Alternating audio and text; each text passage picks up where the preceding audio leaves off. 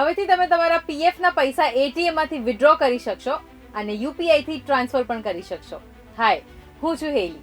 તો હવે આવી ગયું છે ઈપીએફઓ નું 3.0 વર્ઝન. એટલે હવે ઈપીએફઓ બની જશે ઇક્વિવેલન્ટ ટુ બેંક. એટલે જેમ આપણે બેંકમાં ટ્રાન્ઝેક્શન કરીએ છીએ એવી જ રીતે ઈપીએફઓ માં પણ કરી શકીશું. એક યુનિવર્સલ અકાઉન્ટ નંબર હશે તમારી પાસે. એટલે હવે ના તમારે ઈપીએફઓ ની ઓફિસના ચક્કર ખાવા પડશે, ના એમ્પ્લોયર પાસે જવું પડશે. ઈપીએફઓ એમના મેમ્બર્સને એક પીએફ કાર્ડ આપશે જે એક્ઝેક્ટલી એટીએમ કાર્ડ જેવું જ હશે.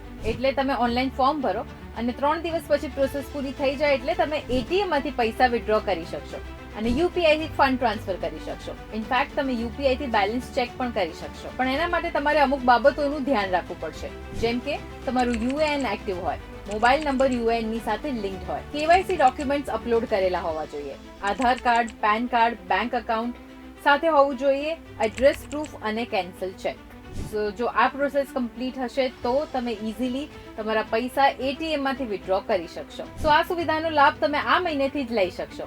પીએફ ના પૈસા ઉપાડવા એટલે ઓ માય ગોડ, એટલી લાંબી પ્રોસેસ હોય કે બધા કંટાળી જતા હોય છે. પણ હવે એકદમ ઈઝી થઈ જવાનું છે. એટીએમ માંથી તમે પૈસા કાઢી શકશો. સો જેમને પણ પીએફ કાઢવાનું હોય તો એ બધાની સાથે આ વિડીયો શેર કરી દો, જેથી કરીને થોડી રાહ જોઈ લે પણ આમ એમનું કામ થઈ જશે.